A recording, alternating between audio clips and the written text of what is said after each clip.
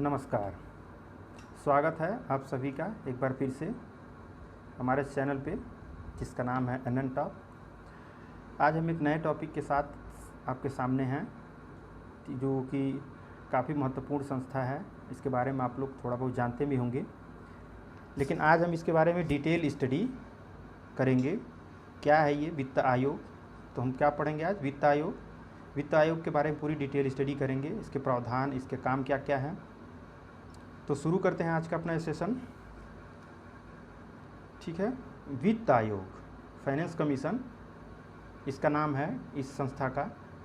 भारत के संविधान के अनुच्छेद 280 के अंतर्गत अर्धन्यायिक निकाय के रूप में वित्त आयोग की व्यवस्था की गई है। तो सबसे पहले तो ये जानिए कि इसका वर्णन संविधान के अनुच्छेद 280 में किया गया है। मतलब यह एक संवैधानिक संस्था है।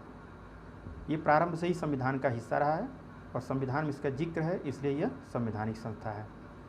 आगे देखते हैं।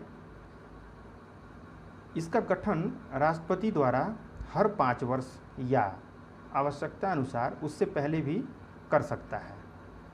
ठीक है, यानी कि वित्त आयोग की जो नियुक्ति होती है या गठन होता है वो राष्ट्रपति द्वारा किया जाता है, और यह गठन राष्ट्रपति प्रत्येक 5 वर्ष, अमूमन 5 वर्ष पे ही किया जाता है। लेकिन अगर आवश्यकता महसूस हो तो राष्ट्रपति 5 वर्ष के पहले भी वित्त आयोग का गठन कर सकता है। ये तो हम देखें इसके सामान्य प्रोविज़न जो संविधान में दिए गए हैं। लेकिन अब हम देखते हैं कि आखिर वित्त आयोग की आवश्यकता क्यों है, क्या ज़रूरत है वित्त आयोग की। ठीक, तो आवश्यकता की अगर बात करें तो सबसे मोस्ट इसका जो नीड है वो ये है कि राजकोषीय संघवाद को बढ़ावा देना। राजकोषीय संघवाद मतलब, संघवाद पता ही आपको, भारत में राज्यों का संघ है, यूनियन है इंडिया, जिसमें विभिन्न राज्य हैं। ठीक है, इनको सभी शक्तियाँ संविधान के द्वारा मिलती हैं। तो आपको पता है कि राजकोषीय संघवाद ऐसा संघवाद है जिसमें राज्यों की केंद्र के द्वारा उगाहित की जाने वाली करों एवं राशियों में हिस्सेदारी होती है। तो राजकोषीय संघवाद को बढ़ावा देना है, राज्यों को राजकोषीय स्वायत्तता ज़्यादा से ज़्यादा मिले। इसके लिए इसकी आवश्यकता महसूस की गई कि एक ऐसा आयोग जो रिकमेंड करे कि राज्यों को कितनी मात्रा में और कितने संसाधन आवंटित किए जाएं। इसलिए राजकोषीय संघवाद की स्थापना के लिए सबसे इम्पोर्टेंट ये संस्था है, इसकी ज़रूरत को महसूस किया गया था। दूसरा देखते हैं, राज्यों के बीच व्याप्त आर्थिक विषमता को कम करने के लिए भी वित्त आयोग की आवश्यकता महसूस की गई। देखिए, सारे राज्य एक जैसे आर्थिक संपदा से या संपन्नता से संपन्न नहीं है। जैसे आप ध्यान दीजिए, इससे महाराष्ट्र और झारखंड के बीच में तुलना करेंगे तो दोनों में आर्थिक विषमता बहुत ज़्यादा है। एक राज्य की प्रति व्यक्ति जो आय है वो ज़्यादा है, जैसे महाराष्ट्र की, और झारखंड की बहुत स्थिति खराब है। तो इस स्थिति को अगर काफ़ी दिनों तक बरकरार रखा जाएगा तो ऐसा हो सकता है कि वहाँ के नागरिकों के बीच एक असंतोष उत्पन्न हो और एक विप्लव हो सकता है।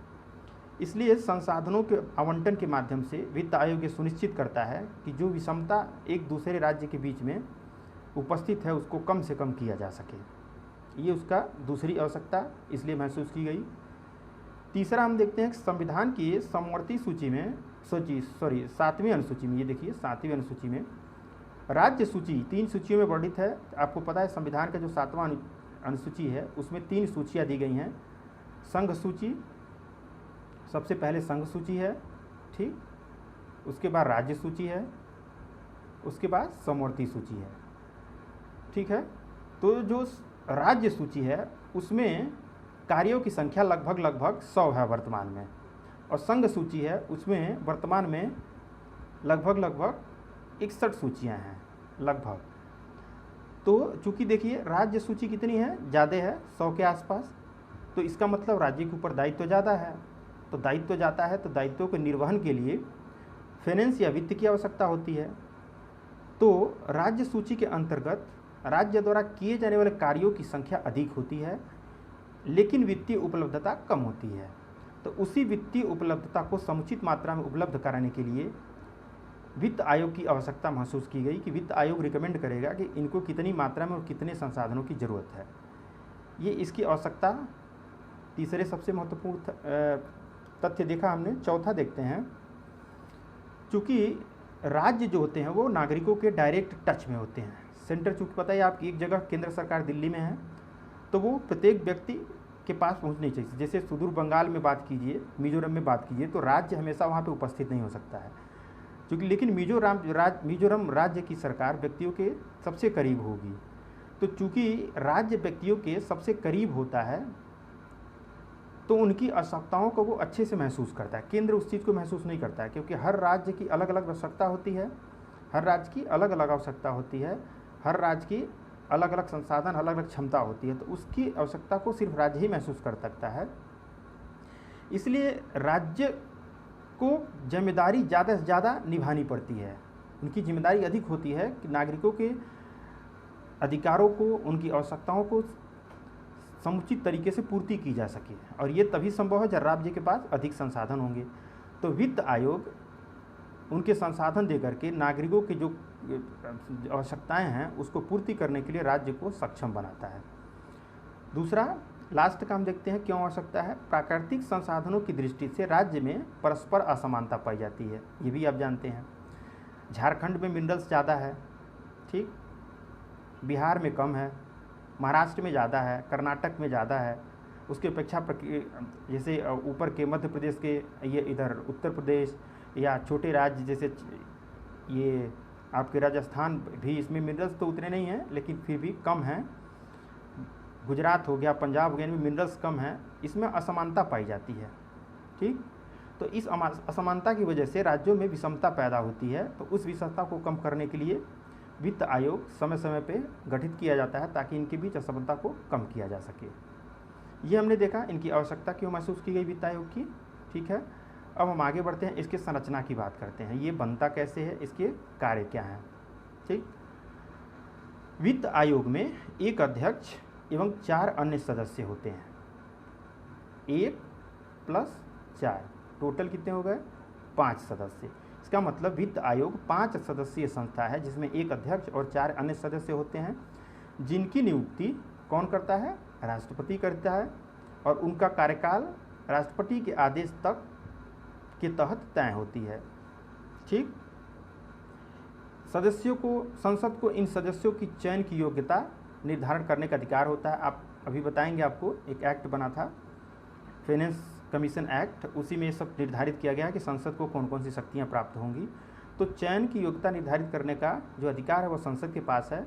तो वर्तमान प्रावधान के अनुसार संसद इन सदस्यों की निम्न योग्यता निर्धारित की है। हम देखेंगे अब कि इनकी योग्यता क्या क्या है। हमने देखा इस संरचना में 5 सदस्यीय संस्था, एक अध्यक्ष, 4 अन्य सदस्य।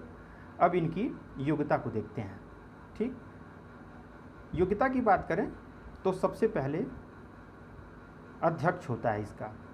अध्यक्ष क्या होता है, सार्वजनिक मामलों का अनुभव का जानकार होना चाहिए। सिर्फ यही योग्यता अभी फ़िलहाल कानून में वर्णित की गई है कि जो अध्यक्ष होगा उसे सार्वजनिक मामलों का अनुभव होगा, तथा अन्य 4 सदस्यों की योग्यता निम्न आधार पर चुना जाएगा उनको। पहला, किसी उच्च न्यायालय का न्यायाधीश या इस पद के योग्य व्यक्ति, ये दूसरा सदस्य हो गया।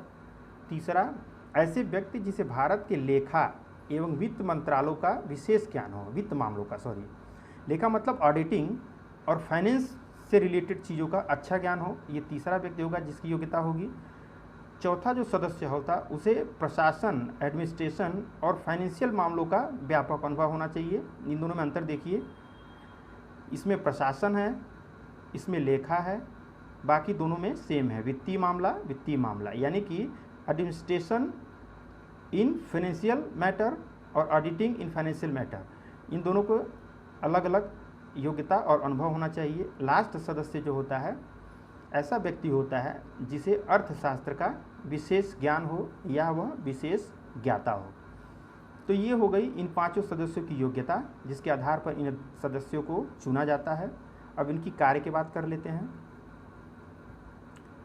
कार्य की बात करें तो सबसे पहले इनका कार्य हमने आपको बताया, संघ और राज्यों के बीच करों के शुद्ध आगमों का वितरण, यानी कि बहुत सारे ऐसे कर होते हैं जिसे केंद्र लगाता है, राज्य उगाही करते हैं, केंद्र लगाता है और केंद्र ही उगाही करता है, केंद्र लगाता है और उगाही करके राज्यों के बीच बांटता है। और बहुत सारे केंद्र ऐसे हैं कि केंद्र लगाता भी है, उगाही भी करता है और खुद अपने पास रखता है। तो ऐसे आगमों का जो उसको इनकम्स होता है उसका वितरण किसके बीच में? राज्यों के बीच में। इसका मतलब सेंट्रल और प्लस स्टेट के बीच में डिवाइडेशन। और दूसरा क्या है? राज्यों के बीच आगमों का बंटन। ये आगम है, इसको ध्यान दीजिएगा। आगम मतलब जैसे राज्य और केंद्र, सेंटर प्लस स्टेट तो हो गया। अब क्या है? स्टेट और स्टेट के बीच में भी ये उसको आवंटित करता है। ठीक है, ये हो गया पहला इसका कार्य। दूसरे कार्य की बात करें तो भारत की संचित निधि में से राजस्व में सहायता अनुदान या एड जो होते हैं, ग्रांट्स जो होते हैं, शासित करने वाले जितने सिद्धांत हैं उसको लागू करना। यानी कि भारत की दो निधियां हैं, आपको पता है, एक संचित निधि है, एक आकस्मिक निधि है। तो संचित निधि आर्टिकल 266 में है, ये ध्यान देना आपको। ठीक है, इसमें जो भी निधियां हैं उससे राज्यों को कुछ अनुदान या सहायता दिए जाते हैं। तो उसको एडमिनिस्ट्रेशन करने वाली या कुछ ऐसी राशियां जो राज्य को दी जाती हैं उसके सिद्धांत को यह आयोग निर्धारित करता है। तीसरा इसको जो कार्य है, राज्य वित्त आयोग द्वारा की गई सिफारिशों के आधार पर राज्य में नगर पालिकाओं, ये देखिए नगर पालिकाओं, ये ध्यान देना आपको कि राज्य वित्त आयोग की बात कर रहा है, यानी कि राज्य स्तर पर एक वित्त आयोग है। इसके द्वारा की गई सिफारिशों के आधार पर राज्य नगर पालिकाओं, पंचायतों, पंचायती राज आप जानते हैं इसके बारे में, नगर पालिका और पंचायतों के संसाधनों के अनुपूर्ति के लिए राज्य की संचित निधि, यानी कि स्टेट लेवल की जो कंसोलिडेटेड फंड या संचित निधि है, के संवर्धन के लिए, उसके संवर्धन के लिए क्या करता है? आवश्यक उपाय करता है। इसका मतलब ये नया अमेंडमेंट के माध्यम से जोड़ा गया था, ये पहले नहीं था। क्योंकि आपको पता है पंचायती राज को संवैधानिक दर्जा 73वें और 74वें संविधान संशोधन के बाद दिया गया था। इसलिए ये प्रावधान जोड़ा गया कि वित्त आयोग जो होगा, जो सेंट्रल लेवल पे होगा, वो राज्य वित्त आयोग के द्वारा की गई सिफारिशों के आधार पर राज्य में नगर पालिकाओं और पंचायतों के संसाधनों के अनुपूर्ति के लिए राज्य की संचित निधि के संवर्धन के लिए आवश्यक उपाय करेगा। ये इसके सबसे महत्वपूर्ण हमने काम देखे। अब हम देखते हैं कि इसकी भूमिका क्या है, ये जो रिकमेंड करता है उसको, उसका प्रभाव क्या होता है। देखिए, है तो यह एक संवैधानिक संस्था, लेकिन इसकी सिफारिशें जो ये अपने रिपोर्ट में देता है वो उसकी प्रकृति जो होती है वो सलाहकारी होती है, एडवाइजरी होती है। अर्थात इन मामलों को मानने के लिए सरकार बाध्य नहीं है। मतलब अगर वित्त आयोग ने ये कह दिया कि राज्यों को इतना धन आवंटित किया जाना चाहिए तो राज्य इसको मानने के लिए बाध्य नहीं है। हाँ, उसके सलाह पर विचार कर सकता है और कोशिश करता है कि ज़्यादा से ज़्यादा उनकी सलाहों को माना जाए, लेकिन सरकार बाध्य नहीं है इसके लिए। ठीक है, दूसरी चीज़ हम देखते हैं इसमें, यह सरकार पर निर्भर करता है। यानी कि अगर वित्त आयोग ने कुछ सलाह दी या अनुशंसाएं की अपनी रिपोर्ट में, तो यह सलाह सरकार पर निर्भर करता है कि वह राज्यों को दी जाने वाली सहायता के संबंध में आयोग की सिफारिशों को लागू करे।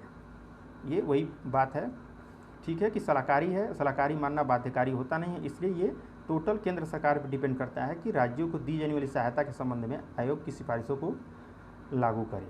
ये पूरा हो गया अब वित्त आयोग के बारे में, मोटा मोटी जानकारी आपको पता हो गई है।